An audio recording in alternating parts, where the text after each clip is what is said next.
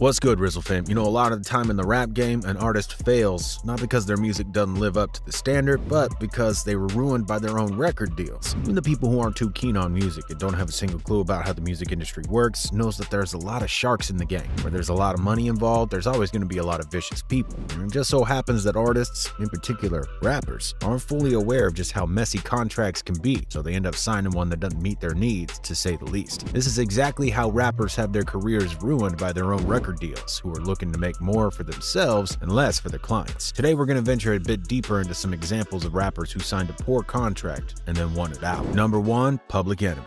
Public Enemy made a lot of noise in the hip-hop world in the 90s, but did you know that Chuck D fought against Universal Records with a lawsuit of $100 million in unpaid royalties? All the problems came into play with the rise of digital downloads. Since they were not a thing back in the day when Public Enemy signed their contract, there were no explicit terms in regards to the amount of money that the group would get from people purchasing their music online. So the record label decided that they would pay Public Enemy a mere 18% cut off all the royalties. So Chuck D paired with a team of lawyers and demanded a fair share of 50% on all digital download royalties. Chuck D was not the only one who filed lawsuits against Universal. Eventually, the label had to pay roughly $11 million to a number of different artists, including Chuck D. You could say that it was a win for Chuck and the boys, but if you do the math, you would see just how little they got in return. Number 2, Lil Wayne. Lil Wayne served as an inspiration to a lot of rappers that we see in the game today. He was a huge influence, and the fact that he's still around after so many years tells a story of dedication and persistence. But Lil Wayne had his fair share of battle, and most of them come from the ones you think were the closest to him. See, the same person who signed Weezy and brought him to the rap game is the same person who tried to rip him off. Yeah, we're talking about Birdman. Birdman and Lil Wayne had a father-son-like relationship for like the longest time. However, all that fell apart once Weezy realized that he's being cut off from a lot of cash and that he was being prevented from releasing his album by a record label. For a while, Lil Wayne's fans wondered why the Carter 5 took such a long time to be released. And after a few years of waiting, they finally got the answer they were looking for. Lil Wayne was blackballed, and he was fighting hard to detach himself from Cash Money Records. Lil Wayne filed a $51 million lawsuit against Birdman and Cash Money, accusing them both of violating the terms of his contract. In other words, they were holding back his album. At one point, Birdman even allegedly sent shooters at Wayne. The settlement was met, and Wayne got paid by that record label. It probably wasn't what he was hoping for, but at least he took the dub with that one. Fans always knew that Birdman was a snake. How are you gonna trust someone named Birdman? And one person jokingly said, the true sign of father loves his son. He tries to rob him for everything he's worth. Obviously, the two had distanced themselves from one another, but they've managed to put their differences aside and continue with their friendship. They are again on good terms with each other. Number 3, Megan Thee Stallion. Megan Thee Stallion has been all over media lately, and it's not because of her music, but she's been a trended topic even before her famous incident with Tory Lanez. See, Megan had a very rough intro into the rap game herself. She signed an insanely bad contract with 1501 Certified Entertainment label. She, however, wasn't aware of just how poor the contract was until she linked up with Roc Nation and got their management team on her side. Once she sat down with the people from Roc, they explained the situation to her. Apparently, the owner, Carl Crawford, and the whole label were profiting off Megan under the guise of being a family. When I signed, I didn't really know what was in my contract. I was young, I think I was like 20, and I didn't know everything that was in that contract.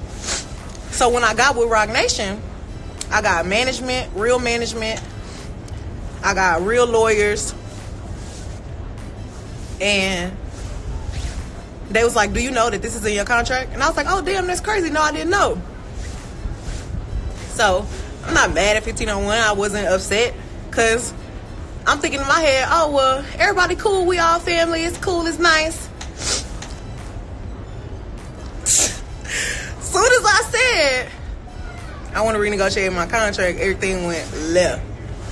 After that, Megan realized just how much money she was cheated out of, so she decided to file a lawsuit and take matters into her own hands. The conflict is still ongoing, and the trial's about to start soon. But one thing's for sure, as soon as she drops the final project that she promised 1501, she's probably gonna leave and never look back. Number 4, Tyga. Lil Wayne is not the only Cash Money artist who had a poor contract deal. Another such rapper is Tyga. He never got to see the royalties come in for 2 projects that he worked on as an artist for Cash Money record label. Namely, his 2 albums, Careless World and Hotel California, turned out to be somewhat of a commercial success, but the money never went to Tyga's pockets. It was Birdman who got the most out of the sales profit. Now, that all comes from Tyga's very own mouth. If you ask Birdman, the claims that Tyga made about being cut off from the money were all false. He made a statement where he told everyone that there was no debt to be settled and that Tyga owed him money instead. As expected, Tyga filed a lawsuit against Birdman and his record label. Interestingly enough, all charges were dropped. They never took it to court, and it was never officially released as to why that happened. Perhaps Tyga and Birdman settled the score off the record? Who knows? Number 5. Lil Uzi Vert. Lil Uzi Vert had a troubled contract, and his situation was very similar to that of Megan Thee Stallion. His rescuer was also Roc Nation, and their management team that just seemed to be at the right place at the right time, really. After the smashing success that Uzi found with his EXO tour live, things went awfully quiet for him. People wondered if that was all that Uzi would create as an artist, since he didn't drop a record and everyone wanted more. Things made even less sense because Uzi was sharing his work with the world and everyone he knew was creating stuff. It just wasn't getting published. Then in 2018, it all started to make more sense. That year, folks finally found out that Uzi had issues with DJ Drama and the Generation Now record label. It was apparently their fault that Uzi's music wasn't getting released as he wished. In 2019, Uzi linked up with Roc Nation, and as soon as he did, things turned around. 1 year later, his Eternal Atake was released, and he's hoping to finally do things his own way from here on out. Number 6. Designer.